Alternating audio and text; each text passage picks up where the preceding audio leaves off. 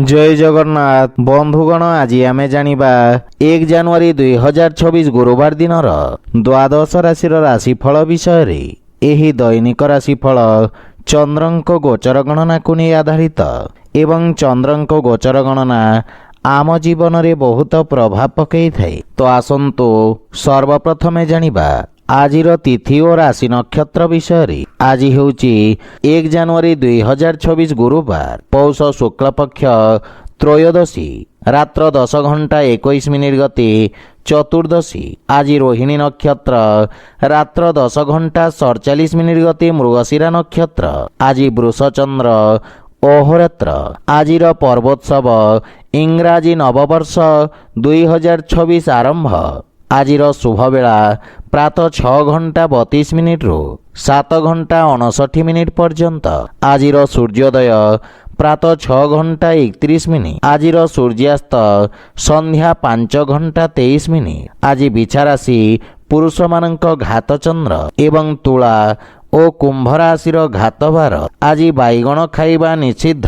तो बंधुगण आसंतु जानिबा आजिर राशिफल विषय रे।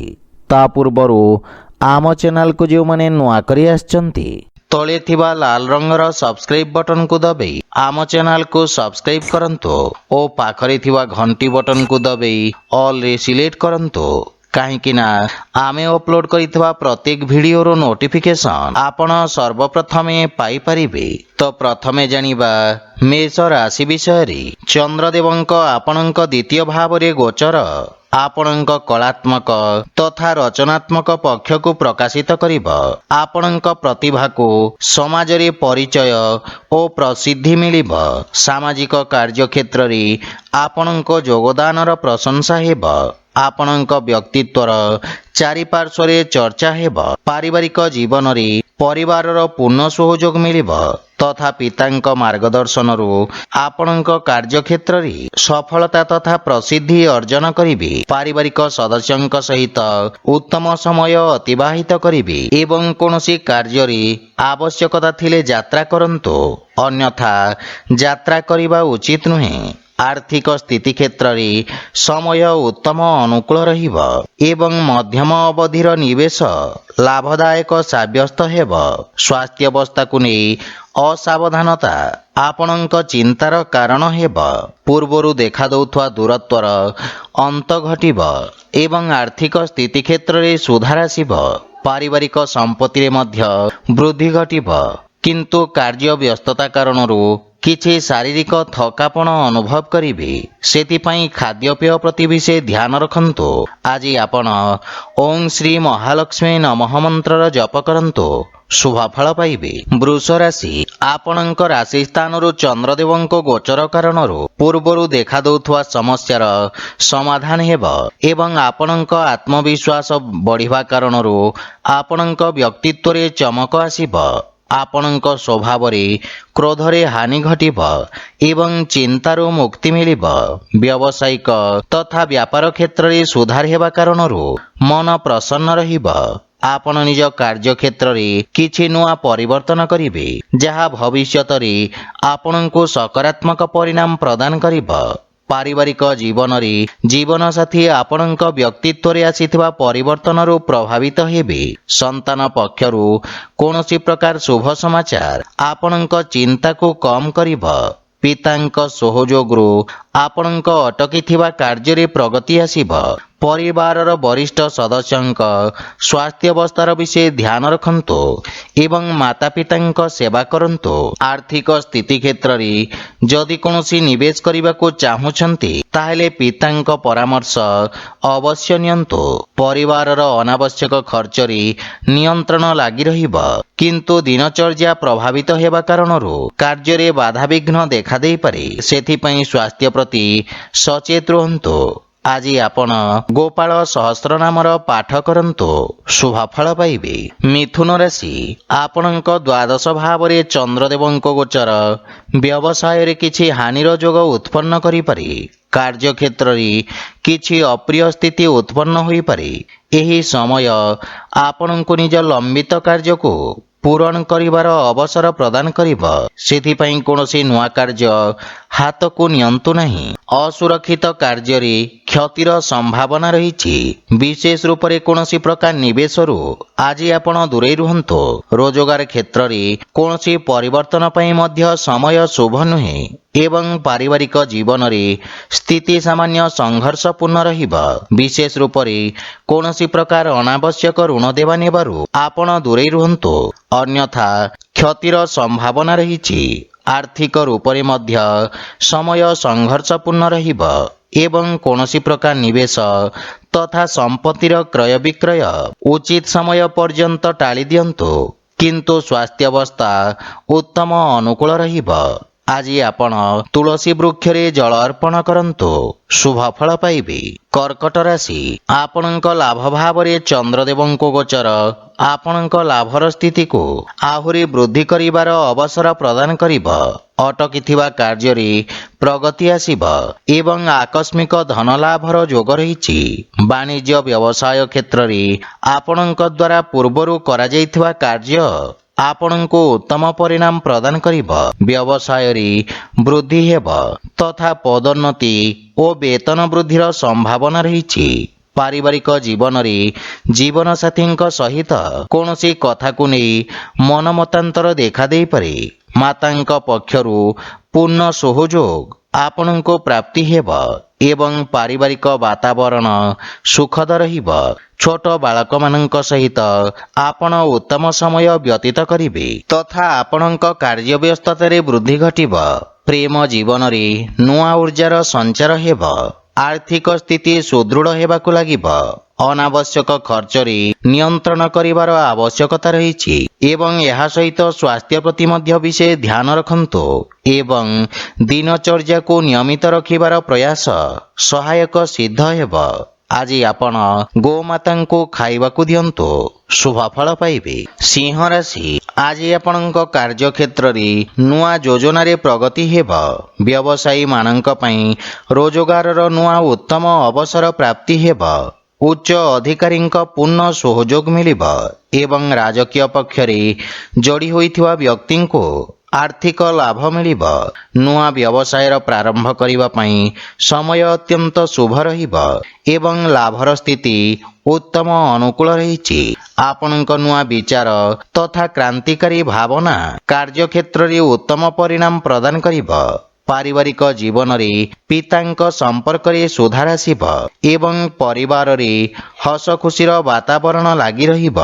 ସନ୍ତାନ ଆପଣଙ୍କ ମାର୍ଗଦର୍ଶନର ଅନୁସରଣ କରିବେ ଏବଂ ଆପଣ ଜୀବନସାଥୀଙ୍କ ଭାବନାକୁ ସମ୍ମାନ କରିବେ। ସେଥିପାଇଁ ପ୍ରେମରେ ମଧୁରତାର ଭାବ ରହିବ। ଆର୍ଥିକ ସ୍ଥିତିରେ ଆୟର ନୂଆ ସ୍ରୋତର ନିର୍ମାଣ ହେବ।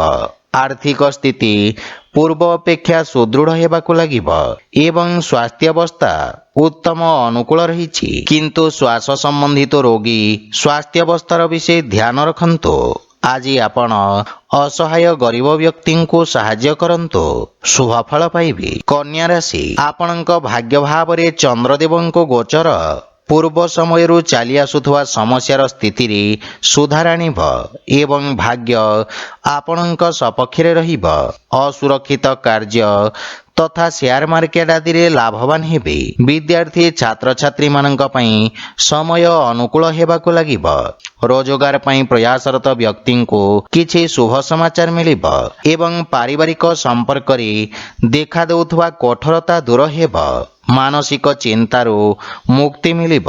ପରିବାର ସଦସ୍ୟଙ୍କ ସହଯୋଗ ପ୍ରାପ୍ତ ହେବାରୁ ବ୍ୟବସାୟିକ କ୍ଷେତ୍ରରେ ମଧ୍ୟ ସନ୍ତୁଷ୍ଟି ଅନୁଭବ କରିବେ। ପୂର୍ବରୁ ଦେଖାଦେଉଥିବା ସମସ୍ୟାରୁ ମୁକ୍ତି ମିଳିବ ଏବଂ ମାତାଙ୍କ ସହିତ ନିଜ ସମ୍ପର୍କର ବିଶେଷ ଧ୍ୟାନ ରଖନ୍ତୁ।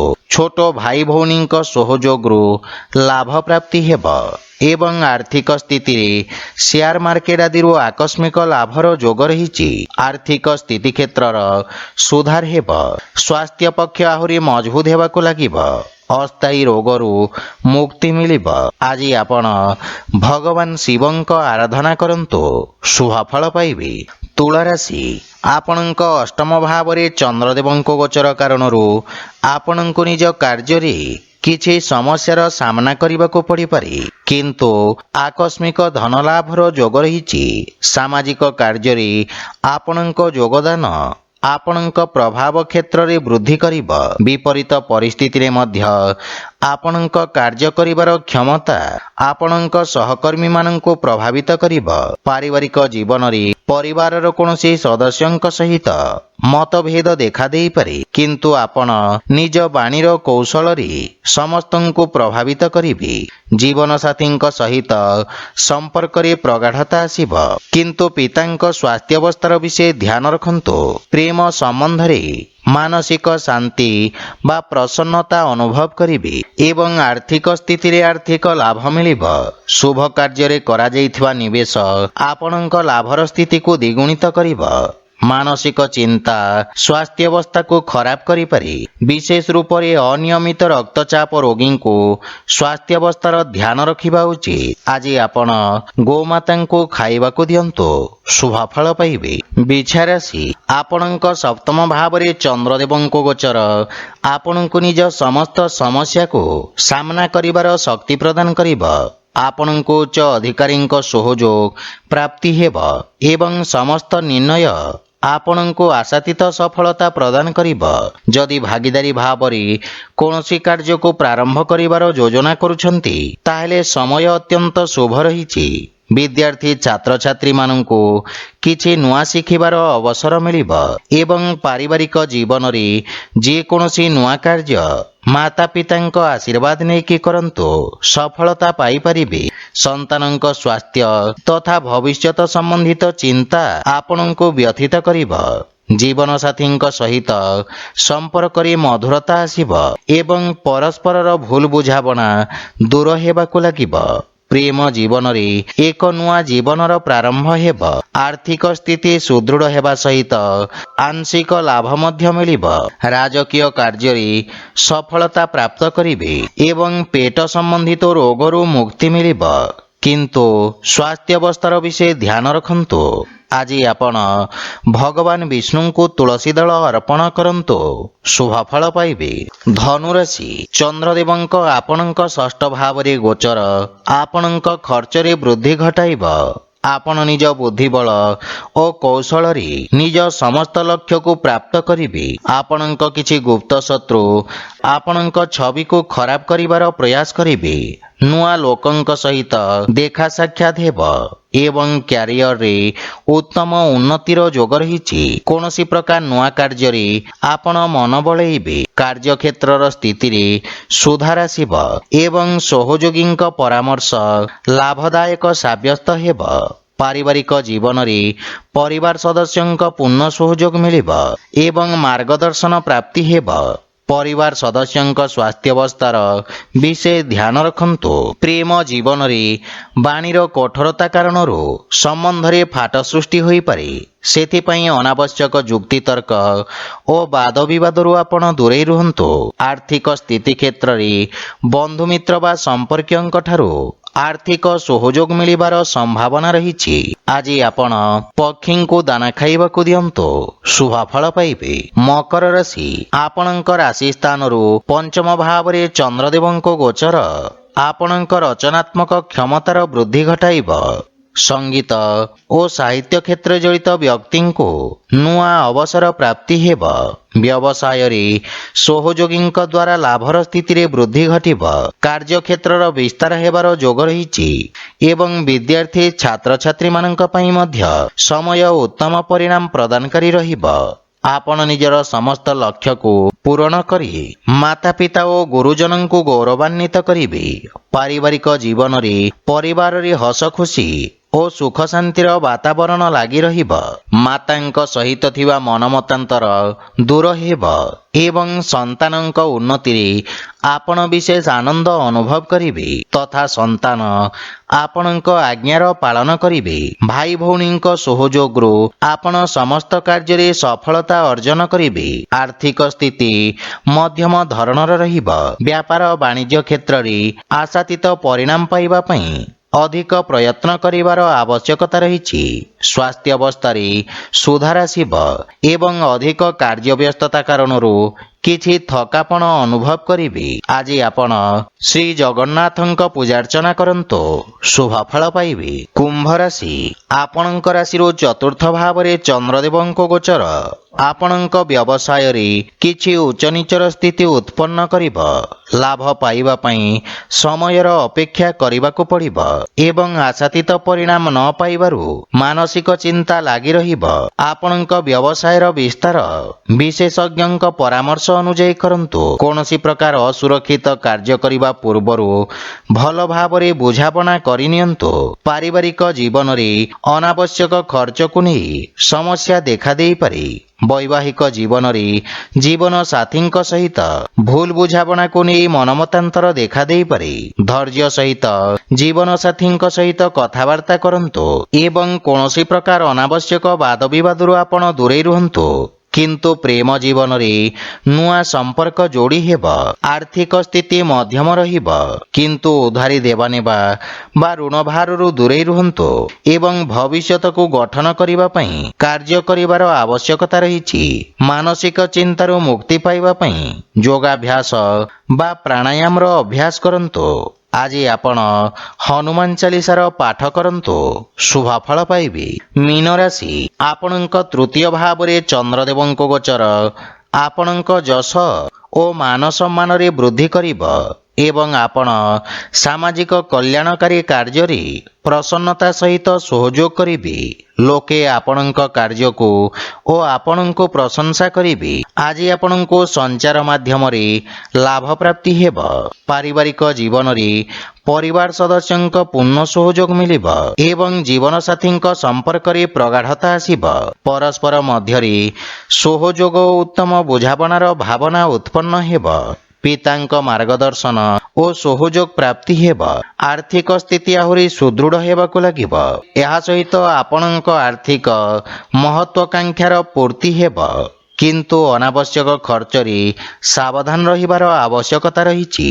ପରିବାରର ସମସ୍ତ ସଦସ୍ୟଙ୍କ ସ୍ୱାସ୍ଥ୍ୟାବସ୍ଥାରେ ସୁଧାର ହେବ, ସେଥିପାଇଁ ସ୍ୱାସ୍ଥ୍ୟ ସମ୍ବନ୍ଧିତ ନିୟମର ପୂର୍ଣ୍ଣ ପାଳନ କରନ୍ତୁ ଏବଂ ଦୈନିକ ଦିନଚର୍ଯ୍ୟାକୁ ବ୍ୟବସ୍ଥିତ ରଖନ୍ତୁ। ଆଜି ଆପଣ ଗୋମାତାଙ୍କୁ ଦାନା ଖାଇବାକୁ ଦିଅନ୍ତୁ, ଶୁଭ ଫଳ ପାଇବେ। ତ ବନ୍ଧୁଗଣ, ଏହା ଥିଲା ଆଜିର ରାଶିଫଳ ବିଷୟରେ। ଯଦି ଭିଡ଼ିଓଟି ଆପଣମାନଙ୍କୁ ଭଲ ଲାଗିଥାଏ, ଲାଇକ୍, ସେୟାର ଓ କମେଣ୍ଟ କରି ଜଣାନ୍ତୁ ଏବଂ ଆମ ଚ୍ୟାନେଲକୁ ସବସ୍କ୍ରାଇବ୍ କରନ୍ତୁ। ଜୟ ଜଗନ୍ନାଥ।